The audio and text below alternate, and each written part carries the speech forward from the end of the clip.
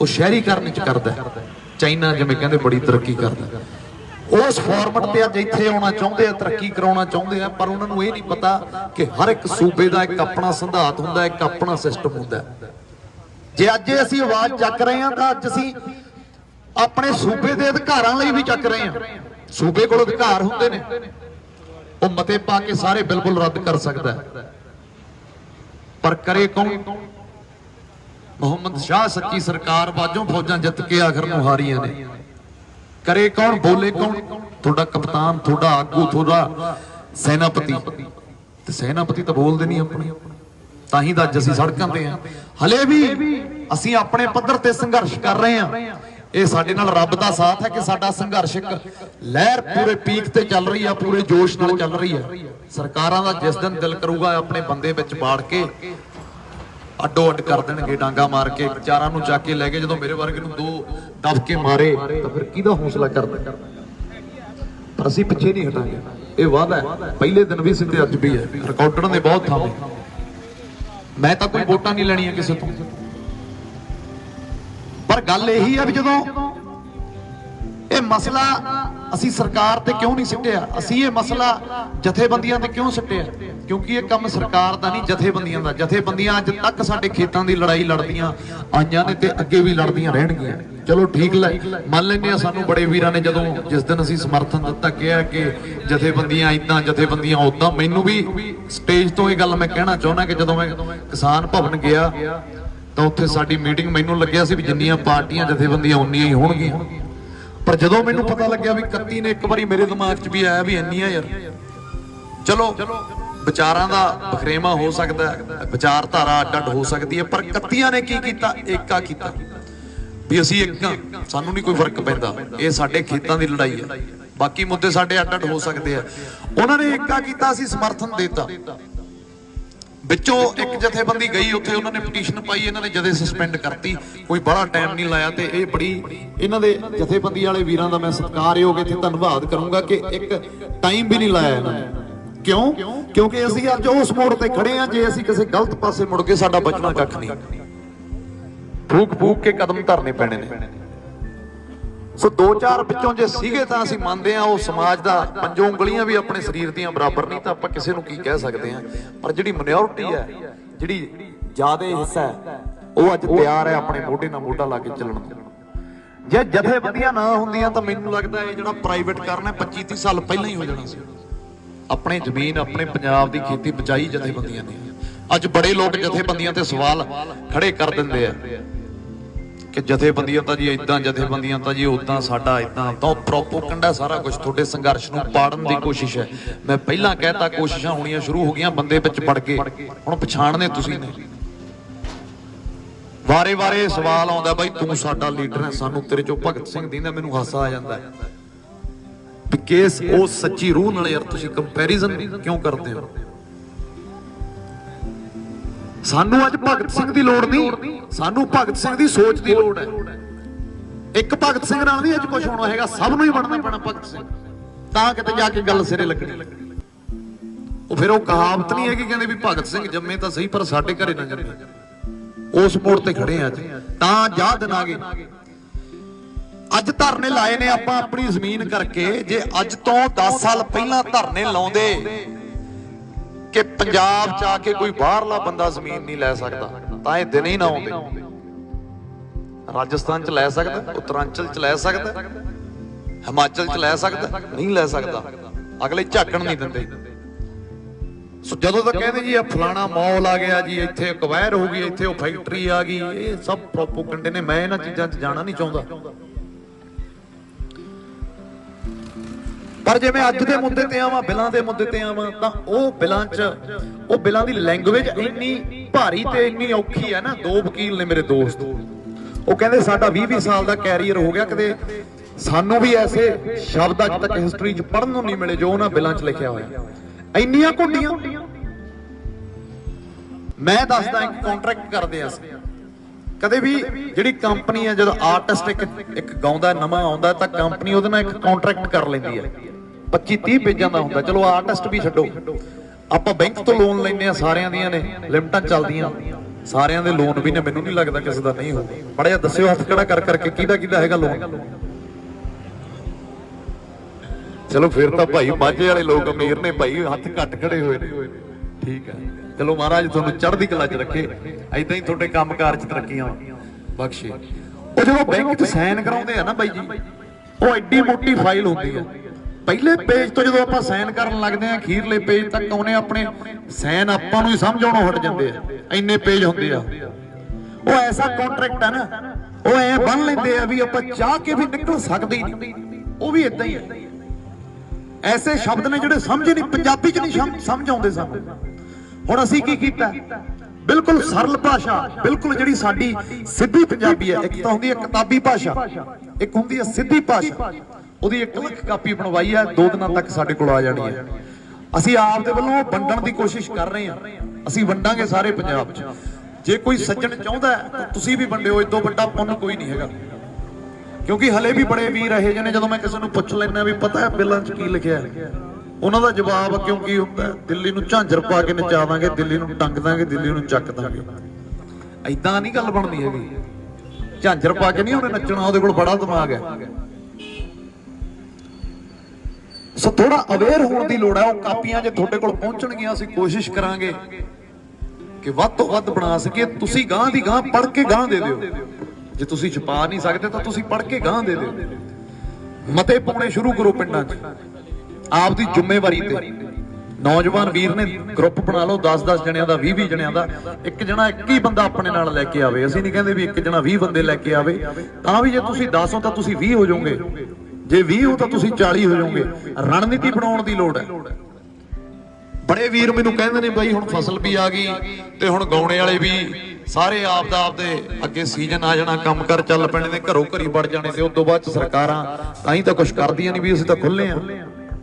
ਪਰ ਸਾਡੇ ਵੱਲੋਂ ਇਹ ਯਕੀਨ ਹੈ ਕਿ ਅਸੀਂ ਨਹੀਂ ਘਰੇ ਬੈਠੇ। ਹਾਂ ਠੀਕ ਹੈ, ਸਾਡਾ ਕੰਮ ਹੈ, ਕਿੱਤਾ ਸਾਡਾ, ਕਰਾਂਗੇ। ਆਰਥਿਕ ਲੋੜਾਂ ਹਰ ਇੱਕ ਬੰਦੇ ਦੀਆਂ ਨੇ, ਤੁਹਾਡੀਆਂ ਵੀ ਨੇ, ਤੁਸੀਂ ਵੀ। ਅਸੀਂ ਅੱਜ ਤੱਕ ਕਿਸੇ ਧਰਨੇ 'ਚ ਇਹ ਨਹੀਂ ਕਿਹਾ ਕਿ ਤੁਸੀਂ ਆਪ ਦਾ ਭਾਈ ਕੰਮ ਛੱਡੋ, ਨਾ ਛੱਡੋ। ਖਾਓਗੇ ਕੀ, ਖਾਣ ਦੀ ਤਾਂ ਲੜਾਈ ਹੈ, ਰੋਟੀ ਦੀ ਤਾਂ ਲੜਾਈ ਹੈ, ਢਿੱਡ ਦੀ ਤਾਂ ਲੜਾਈ ਹੈ। ਸਾਨੂੰ ਕਿਹੜਾ ਕਿਸੇ ਨੇ ਨੌਕਰੀਆਂ ਦੇਣੀਆਂ ਨੇ, ਸਾਡੇ ਕੋਲ ਤਾਂ ਉਹੀ ਕੁੱਲ ਮਿਲਾ ਕੇ ਪੁਰਾਣੇ ਫੋੜ ਨੇ, ਉਹਨਾਂ ਤੇ ਚੜ੍ਹਨਾ ਹੈ। ਸਰਕਲ ਚੱਲਦਾ। ਜੇ ਤੁਸੀਂ ਕਹਿੰਦੇ ਹੋ ਵੀ ਖੇਤੀ 'ਚੋਂ ਸਾਨੂੰ 2-2 ਕਰੋੜ ਰੁਪਏ ਆਉਂਦਾ ਸਾਲ ਦਾ, ਨਹੀਂ ਆਉਂਦਾ। 2 ਕਿੱਲੇ ਆ ਕਿਸੇ ਕੋਲੋਂ, ਨਾਲ 5 ਮੱਝਾਂ ਰੱਖ ਲੈਂਦਾ, ਦੁੱਧ ਪਾ ਲੈਂਦਾ, ਉਹਦੀ ਆਈ ਚਲਾਈ ਉਹ ਚੱਲਦੀ ਆ। ਲਿਮਟਾਂ ਹੀ ਨਵੀਆਂ ਪੁਰਾਣੀਆਂ ਹੁੰਦੀਆਂ, ਹੋਰ ਕੁਝ ਨਹੀਂ ਹੁੰਦਾ। ਫਿਰ ਹੁਣ ਮੈਨੂੰ ਬੜੇ ਵੀਰ ਕਹਿਣ ਲੱਗੇ, ਯਾਰ ਤੂੰ ਨਾ ਜਦੋਂ ਸਿਆਣੀਆਂ ਜਿਹੀਆਂ ਗੱਲਾਂ ਕਰਦਾ ਨਾ, ਤੂੰ ਯਾਰ ਚੰਗਾ ਨਹੀਂ ਲੱਗਦਾ, ਤੂੰ ਨਾ ਚੱਕ ਕੇ ਰੱਖਿਆ ਕਰ, ਚੱਕ ਕੇ ਕੰਮ, ਤੂੰ ਨਾ ਤੱਤਾ ਰੱਖਿਆ ਕਰ, ਉਹਦੇ ਨਾਲ ਕੀ ਹੋ ਜਾਊਗਾ। ਮੈਂ ਤੱਤਾ ਰੱਖ ਦਿੰਦਾ, ਇੱਥੇ 2 ਗਾਲਾਂ ਇੱਧਰ ਕੱਢ ਦਿੰਦਾ, 2 ਐ ਕਹਿ ਦਿੰਦਾ, ਤੁਸੀਂ ਐ ਲੱਗਦੇ ਹੋ, ਫਲਾਣੇ ਲੱਗਦੇ ਹੋ, ਪਰ ਉਹਦੇ ਨਾਲ ਹੋਣਾ ਕੁਛ ਨਹੀਂ। ਉਹ ਕੀ ਕਰਨਗੇ, ਜਿੰਨਾ ਮੈਂ ਤੱਤਾ ਚੱਲੂਗਾ ਉਨੀ ਛੇਤੀ ਮੈਨੂੰ ਟਾਰਗੇਟ ਕਰਕੇ ਅੰਦਰ ਸਿੱਟ ਦੇਣਗੇ। ਤੇ ਆਉਣ ਵਾਲੇ ਦਿਨਾਂ 'ਚ ਤੁਹਾਨੂੰ ਨਿਊਜ਼ ਮਿਲ ਵੀ ਜਾਊਗੀ, ਬੜੀ ਛੇਤੀ ਤੁਹਾਨੂੰ ਇਹ ਖਬਰ ਸੁਣਨ 'ਚ ਮਿਲੂਗੀ। ਪਰ ਮੈਨੂੰ ਕੋਈ ਸੱਚੇ ਬੰਦੇ ਨੂੰ ਕਾਹਦਾ ਡਰ, ਮਹਾਰਾਜ ਸਾਥ ਦਿੰਦਾ, ਰਾਹ ਬਣਾਉਂਦਾ ਮਹਾਰਾਜ। ਸਿਰਫ ਤੁਹਾਡੀ ਸੋਚ ਹੋਣੀ ਚਾਹੀਦੀ ਹੈ। ਤੁਸੀਂ ਸੋਚੋ, ਜਦੋਂ ਤੁਸੀਂ ਸੋਚ ਲਿਆ ਵੀ ਅਸੀਂ ਜਿੱਤਣਾ ਹੈ ਤਾਂ ਤੁਸੀਂ ਅੱਧੀ ਲੜਾਈ ਉਦੋਂ ਹੀ ਜਿੱਤ ਗਏ। ਪੰਜਾਬੀ ਨੇ ਜਿਹੜੇ ਚੜ੍ਹਦੀ ਕਲਾ ਦਾ ਸੰਕੇਤ ਨੇ ਦੁਨੀਆ 'ਚ, ਜਿਹਦੀ ਜ਼ੁਬਾਨ ਤੇ ਫਤਿਹ ਉਹ ਕਹਿੰਦੇ ਸਿਆਣੇ, ਉਹਦੀ ਜਹਾਨ 'ਚ ਫਤਿਹ। ਸੋ ਕਦੇ ਇਹ ਨਾ ਸੋਚੋ ਵੀ ਏਦਾਂ ਇਹ ਹੁਣ ਸੰਘਰਸ਼ ਧਰਨੇ ਘਟ ਜਾਣਗੇ ਜਾਂ ਕਲਾਕਾਰ ਘਰੇ ਬਹਿ ਜਾਣਗੇ ਫਿਰ ਅਸੀਂ ਨਹੀਂ ਆਉਣਾ। ਇਹ ਕਲਾਕਾਰਾਂ, ਇਹ ਤਾਂ ਕੋਈ ਲੌਜਿਕ ਹੀ ਨਹੀਂ ਬਣਦਾ ਨਾ ਵੀ ਕਲਾਕਾਰਾਂ ਕਰਕੇ ਅਸੀਂ ਆਉਣਾ। ਕਲਾਕਾਰਾਂ ਕਰਕੇ ਥੋੜੀ ਆਉਣਾ ਯਾਰ, ਅਸੀਂ ਤਾਂ ਆਪਣੇ ਖੇਤਾਂ ਕਰਕੇ ਆਉਣਾ। ਰੋਟੀ ਪਾਣੀ ਦਾ ਤਾਂ ਮਸਲਾ ਹੈਗਾ ਹੀ ਹੈ, ਪਰ ਇਹ ਖੇਤਾਂ ਨਾਲ ਸਾਡਾ ਇਤਿਹਾਸ ਜੁੜਿਆ ਹੋਇਆ। ਇੱਥੋਂ ਤੁਸੀਂ ਨਿਗਾਹ ਮਾਰਦੇ ਹੋ, 600-500 ਕਿੱਲੇ ਦਾ ਰਕਬਾ, ਕਿਤੇ ਗੰਨੇ ਆ, ਕਿਤੇ ਜੀਰੀ ਲੱਗੀ ਆ, ਡੇਕਾਂ ਖੜੀਆਂ ਨੇ, ਮੋਟਰਾਂ ਨੇ, ਤੁਹਾਨੂੰ ਇਹ ਥੋੜੀ ਦਿਖਣਗੀਆਂ। ਫਿਰ ਇੱਥੇ ਤੁਹਾਡੇ ਆਪ ਦੇ ਖੇਤ ਨਹੀਂ ਪਛਾਣੇ ਜਾਣੇ। ਅਗਲਿਆਂ ਨੇ 5-5 ਹਜ਼ਾਰ ਏਕੜ ਦੇ ਵੱਡੇ ਟੱਕ ਬਣਾਉਣੇ ਆ, ਤੇ ਐਸੇ ਟਰੈਕਟਰ ਇੱਥੇ ਲਿਆ ਕੇ ਪਲਾਂਟ ਕਰਨੇ ਆ ਕਿ 2-3 ਟਰੈਕਟਰ 5000 ਕਿੱਲਾ ਵਾਹ ਕੇ ਸ਼ਾਮ ਨੂੰ ਗਰਾਜ ਚਲਾ ਦਿਆ ਕਰਨਗੇ। ਹੋ ਇਹ ਵੀ ਸਕਦਾ ਕਿ ਬਾਹਰਲੇ ਮੁਲਕਾਂ 'ਚ ਚੱਲਦਾ ਹੈ ਕਿ ਕੰਪਿਊਟਰਾਈਜ਼ ਹੀ ਹੋ ਜਾਵੇ ਸਾਰਾ ਕੁਝ, ਰੋਬੋਟ ਬਣ ਜੇ। ਬੜਿਆਂ ਵੀਰਾਂ ਨਾਲ ਮੇਰੀ ਇਹ ਵਿਚਾਰ ਹੋਈ ਇੱਕ ਦਿਨ, ਉਹ ਕਹਿੰਦੇ ਬਾਈ ਜੇ ਮੰਡੀ ਦੇ ਬਾਹਰ ਓਪਨ ਮੰਡੀ ਲੱਗੂਗੀ ਤਾਂ ਸਾਨੂੰ ਤਾਂ ਪੈਸੇ ਵੱਧ ਹੀ ਦੇਣਗੇ।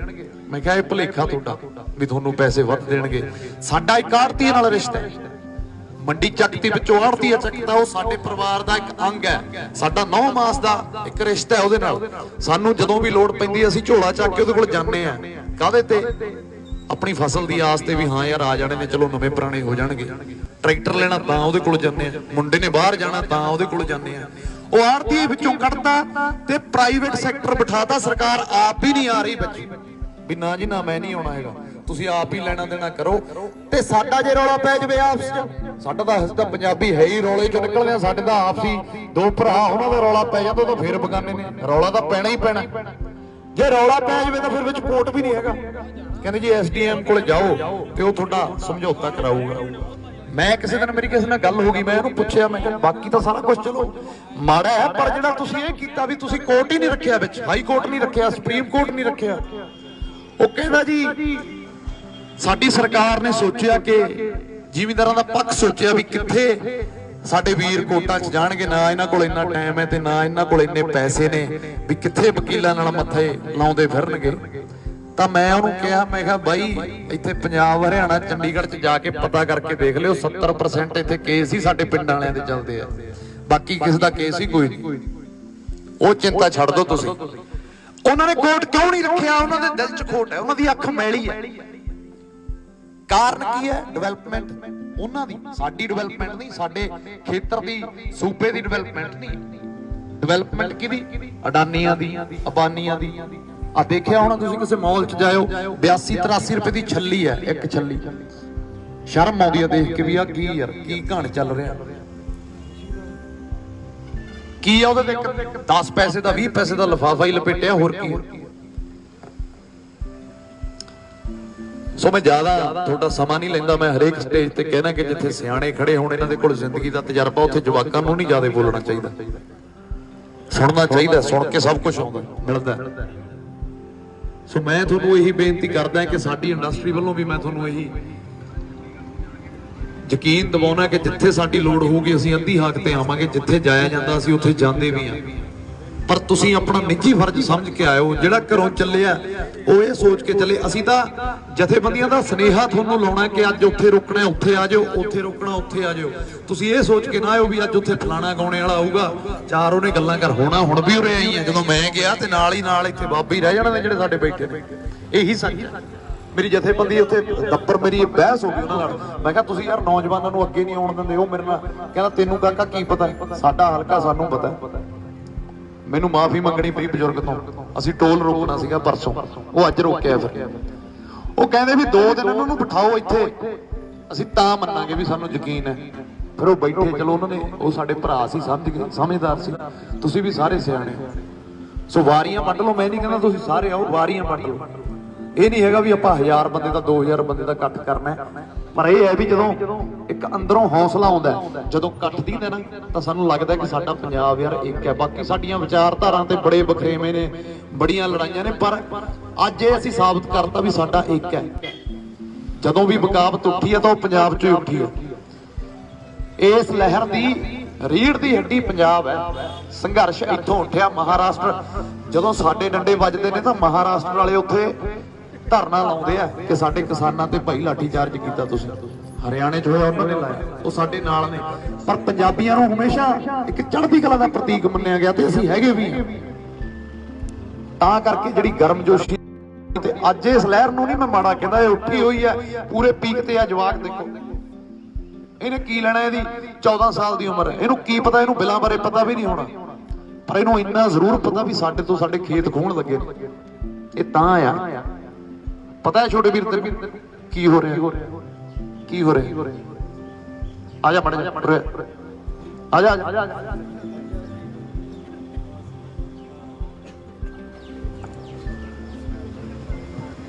ਕਿਉਂ ਤੂੰ ਇੱਥੇ ਆਇਆ ਅੱਜ?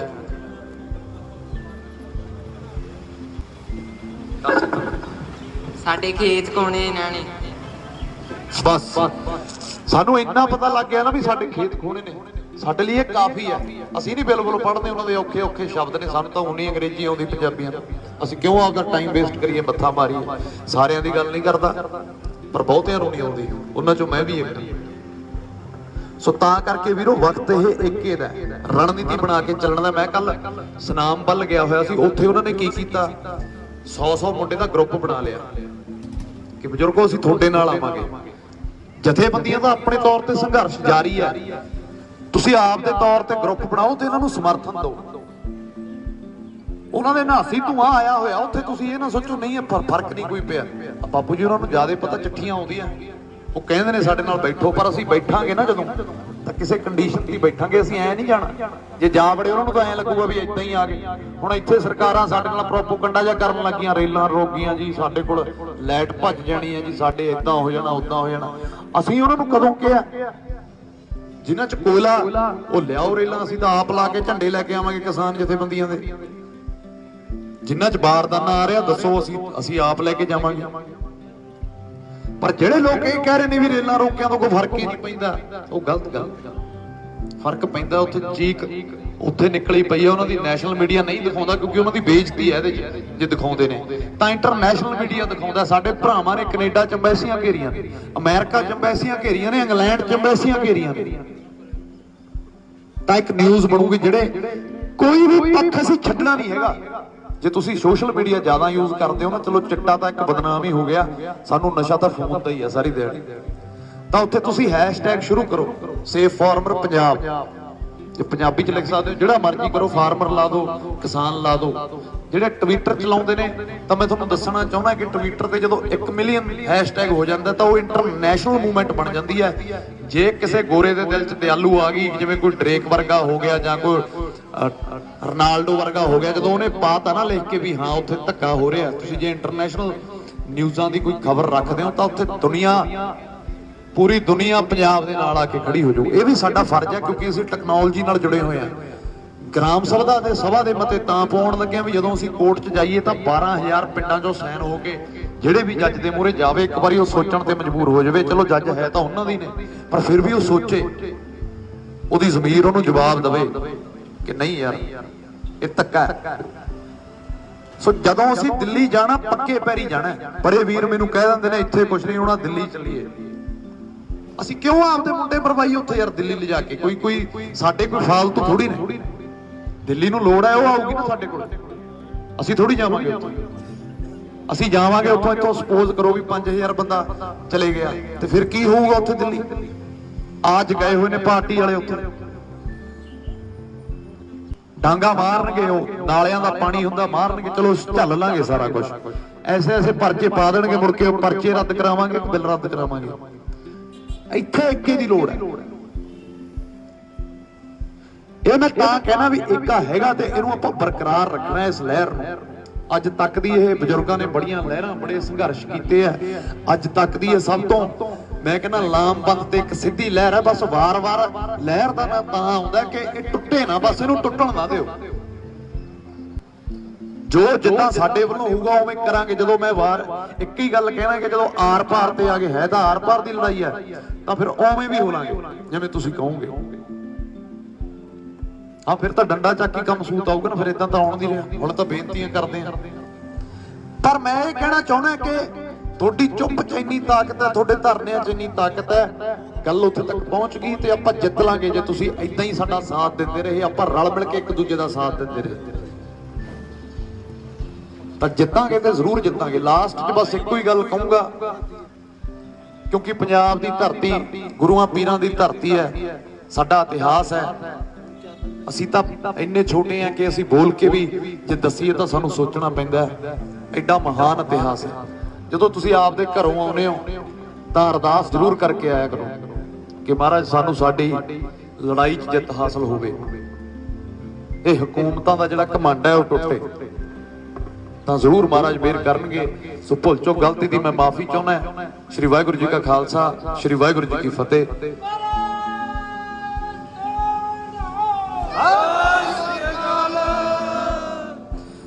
ਕਿਸਾਨ ਮਜ਼ਦੂਰ ਏਕਤਾ, ਕਿਸਾਨ ਮਜ਼ਦੂਰ ਏਕਤਾ, ਨੌਜਵਾਨ ਏਕਤਾ। ਮੇਰਾ ਵੀਰ ਜੋਸ਼ ਨਾਲ ਥੋੜਾ ਨੌਜਵਾਨ ਏਕਤਾ, ਨੌਜਵਾਨ ਏਕਤਾ। Thank you so much.